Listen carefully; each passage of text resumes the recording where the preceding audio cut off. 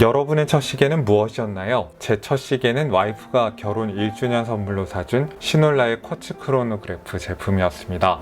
객관적으로 좋은 시계냐 아니냐에 대해서는 논란이 있을지 몰라도 저는 이 시계를 통해서 처음으로 시계의 즐거움을 알게 됐습니다. 크로노그래프 기능을 동작시킬 때마다 바쁘게 돌아가는 작은 바늘들이 주던 설레임이 아직도 기억이 납니다. 제가 갑자기 첫 시계 이야기를 꺼낸 이유는 오늘 다룰 시계가 공교롭게도 제 첫 시계와 같은 스위스 론다사의 5040F 무브먼트를 채택하고 있기 때문입니다. 그동안 시계 리뷰를 하면서 정말 많은 쿼츠 제품들을 마주했는데도 제 첫 시계랑 정확히 같은 무브먼트가 들어간 제품을 만나는 건 이번이 처음입니다. 언젠가 시놀라의 시계를 보면서 이 무브먼트는 이렇게 큼지막한 스포츠 시계로 만드는 것보다 좀 더 작은 사이즈의 드레스 시계로 만들면 더 멋지지 않을까 생각한 적이 있었는데요. 마침 이번에 프레드릭 콘스탄트에서 자신들의 장기를 살려서 딱 그렇게 시계를 만들어 왔습니다. FC296이라는 신모델 시리즈인데요. 트리플 캘린더에다가 3카운터 크로노그래프까지 복잡한 컴플리케이션이 들어가다 보니까 조금만 멀리 떨어져서 보면은 굉장히 하이엔드 시계 같은 인상마저 풍깁니다. 프레드릭 콘스탄트에서는 이 시리즈를 3가지 베리에이션으로 선보이고 있습니다. 우선 로즈골드 PVD 코팅이 된 케이스에다가 선레이 실버 다이얼을 올려놓고 로즈골드 인덱스를 올려놓은 버전이 있고요. 스틸 케이스에다가 선레이 실버 다이얼을 올려놓고 거기다가 그레이 인덱스를 올려놓은 버전도 있습니다. 마지막으로 스틸 케이스에 선레이 블랙 다이얼을 넣어놓고 실버 인덱스를 올린 버전이 있네요. 오는 8월 9일 오후 9시 네이버 쇼핑 라이브에서 제가 진행하는 프로그램인 워치 인사이드에서 이 시계도 함께 다룰 예정인데요. 구체적인 가격은 당일까지 엠바고가 걸려 있지만은 아마 워치 인사이드를 몇 번 시청하신 분들은 스틸 버전들이 100만원을 밑돌 거라는 것 정도까지는 예상하실 수 있을 겁니다. 프레드릭 콘스탄트의 쿼츠 모델들이 가끔 가격대를 뛰어넘는 상당히 클래식한 얼굴을 뽑아낼 때가 있는데 이번에도 가격 대비 외모로는 비판할 수 없는 신모델이 나온 것으로 생각됩니다. 특히 스위스 메이드 쿼츠 크로노그래프들이 고질병으로 갖고 있었던 이른바 모요라 눈, 코, 입 시계 한가운데로 몰린 서브 다이얼이 아니라 드디어 비례에 맞는 서브 다이얼의 배치를 자랑한다는 점을 마음에 들어 하실 분들이 많을 겁니다.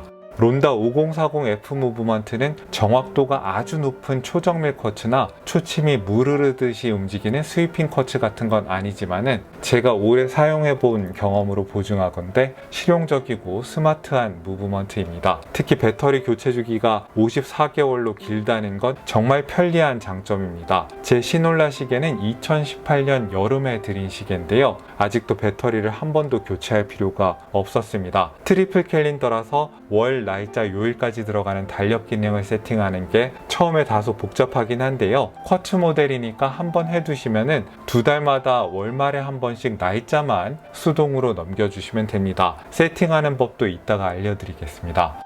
케이스의 직경은 40mm로 가장 선호되는 사이즈를 선택해 놨고요. 러그 투 러그의 길이도 46.4mm로 컴팩트하게 나왔습니다. 50m의 방수 성능에다가 쿼츠의 이점을 살려서 도명 유리를 포함하고도 두께가 10.8mm로 얇습니다. 무게도 스트랩을 포함해서 59.1g으로 가볍네요. 러그 폭은 20mm로 맞는 시계줄을 찾기도 편하겠고요. 스트랩 너비는 20mm에서 18mm로 좁아집니다. 그동안 이 브랜드의 시계에서 상당히 많이 본 것 같은 칼라트라바형의 3피스 케이스는 깨끗하게 폴리시가 전반적으로 되어 있고요. 실린더형 푸셔와 큼직한 홈이 들어간 크라운이 오른쪽에 배치가 되어 있습니다. 크라운에는 프레드릭 콘스탄트의 방패가 찍혀 있기도 하고요. 평범하고 단순한 케이스인 것처럼 보이지만은 케이스백이 아주 납작하고 러그가 손목의 곡선에 맞게 제작되어서 착용감은 아주 편안합니다. 더블돔 사파이어 크리스탈 내부에는 무색의 무반사 처리가 들어가 있는 것으로 추정이 되고요.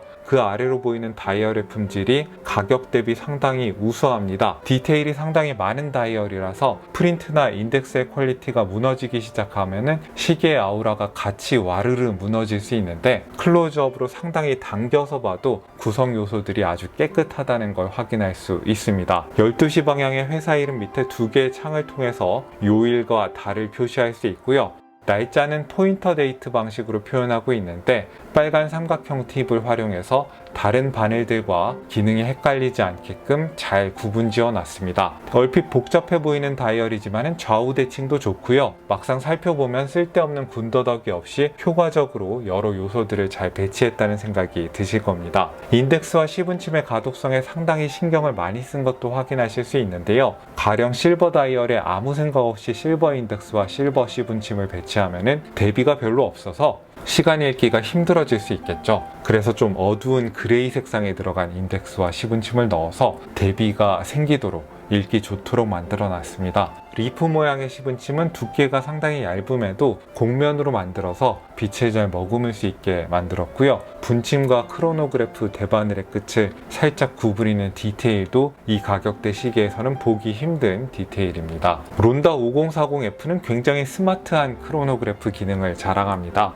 크로노그래프를 구동시켜 보면은 이벤트의 경과 시간을 10분의 1초 단위까지 측정하는 기능이 있는데요. 초반 30초까지는 6시 카운터가 바쁘게 움직이다가 배터리를 아끼기 위해서 이후부터는 멈춥니다. 그래도 스탑 버튼을 누르면은 10분의 1초 단위까지 측정한 결과를 보실 수 있습니다. 구간 타이머 기능도 있습니다. 스탑 버튼으로 크로노그래프를 멈추는 대신에 리셋 버튼으로 멈추면은 얼핏 크로노그래프가 멈춘 듯 보이지만은 뒤에서 타이머는 계속 기록되고 있습니다. 다시 리셋 버튼을 눌러서 크로노그래프를 재구동하면은 크로노그래프 대바늘이 멈춰있던 시간만큼을 따라잡습니다. 이걸 기록 경기의 랩타임을 기록하는 데 사용하셔도 되고 인터벌 트레이닝 같은 걸 할 때 활용하셔도 되겠죠. 함몰형 푸셔라서 이쑤시개 같은 도구를 써야 한다는 게 불편하실 수도 있겠지만은 달력을 맞추는 방법은 생각보다는 직관적입니다. 다음 날짜로 넘어가는 시간대에 달력 기능을 강제로 조정하시면 시계를 망가뜨릴 수 있으니까 안전 시간대로 옮기는 게 우선 필요한데요.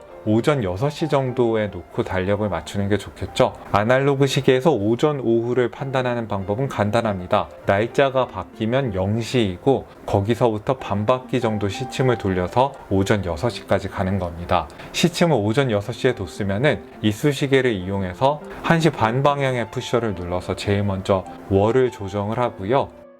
그 다음에는 8시 방향 푸셔를 눌러서 날짜를 맞춰줍니다.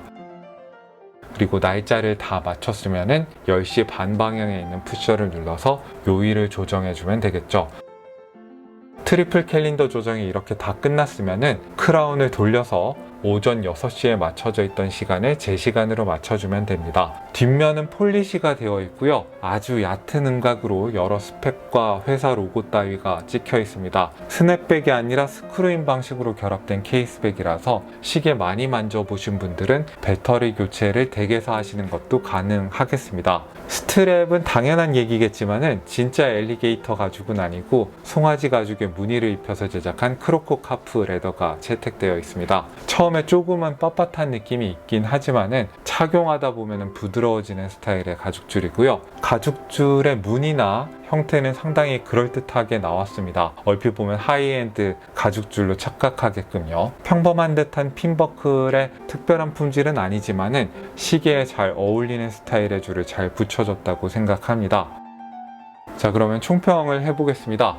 100만 원도 안 되는 시계가 이렇게 고급스러운 느낌을 풍길 수 있을까 싶을 정도로 외모만큼은 흠잡을 수 없는 시계가 나왔습니다. 여러분들께서 질문하셔야 되는 것들은 이런 것이 될 겁니다. 지금 나한테 드레스 시계가 과연 필요한가?